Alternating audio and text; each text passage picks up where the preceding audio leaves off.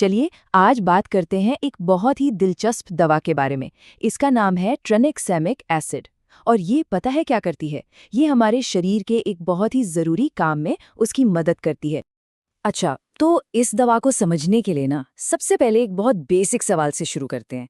भाई, जब भी हमें कोई चोट लगती है तो हमारा शरीर खून को बहने से रोकता कैसे है? मतलब आखिर होता क्या है अंदर? तो होता ये है कि हमारा शरीर, आप कह सकते हैं, फौरन एक्शन में आ जाता है।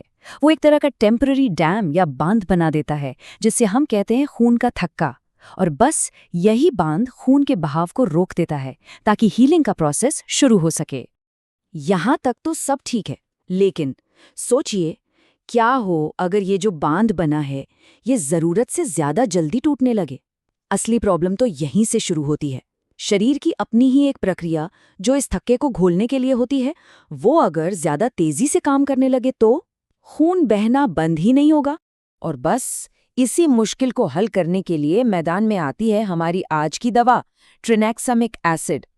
अब एक बात साफ समझ लीजिए, इसका काम कोई नया थक्का बनाना नहीं है। नहीं, इसका काम है जो थक्का पहले से बना हुआ है उसकी हिफाजत करना, उसे प्रोटेक्ट करना। अब देखिए, इसका जो मेडिकल नाम है ना, एंटी फाइब्रिनोलिटिक, वो सुनने में बड़ा कॉम्प्लिकेटेड लगता है ना? पर मजे की बात यह है कि अगर इसे तोड़ कर देखें तो इसका पूरा काम इसी नाम में छिपा है। एंटी मतलब रोकना, और फाइब्रिनोलिसिस मतलब खून के थक्के का टूटना। तो सीधा सा मतलब हुआ थक्के के टूटने को रोकना। तो वापस उसी बांध वाले उदाहरण पर आते हैं।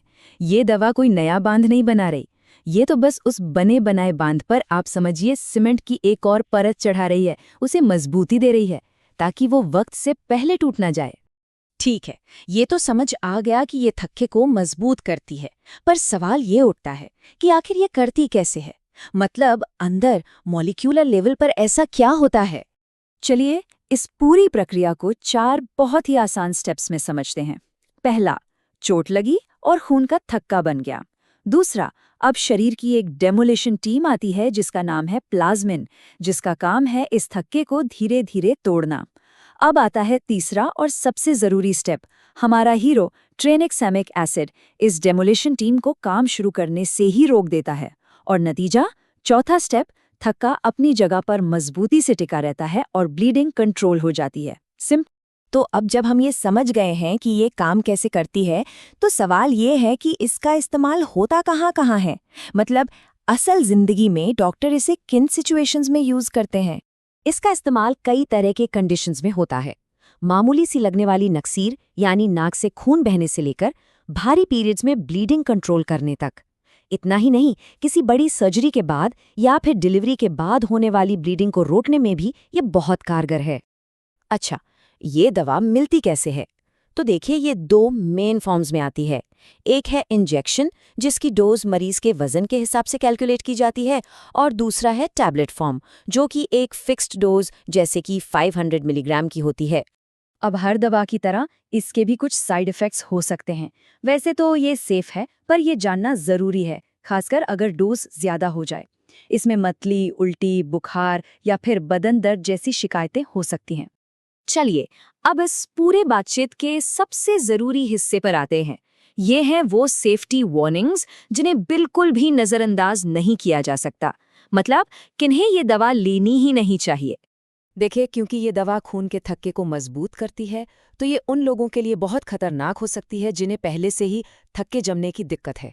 जैसे कि वो मरीज जिन्हें कभी हार्ट अटैक आया हो या डीप वेन थ्रोम्बोसिस यानी डीवीटी की हिस्ट्री रही हो। सीधे शब्दों में, किसी को भी अगर ब्लड क्लॉट बनने की कोई हिस्ट्री है तो उनके लिए ये दवा नहीं है। तो बॉटम लाइन ये है, ये जो बात लिखी है यही सबसे बड़ा टेक अवे है। एक तरफ जहां ये ब्लीडिंग रोकने में फायदेमंद है, वहीं दूसरी तरफ ये उन लोगों के लिए जानलेवा साबित हो सकती है जिनका शरीर पहले से ही जरूरत से ज्यादा क्लॉट बनाता है। और यहीं पर ये पूरी चर्चा हमें एक बड़े सवाल पर लाकर छोड़ देती है। अगर हम दवा की मदद से शरीर की हीलिंग के एक प्रोसेस को मजबूत कर सकते हैं, तो सोचिए भविष्य में मेडिकल साइंस शरीर की और कौन-कौन सी कुदरती ताकतों के साथ मिलकर काम कर सकती है। क्या-क्या मुमकिन हो सकता है।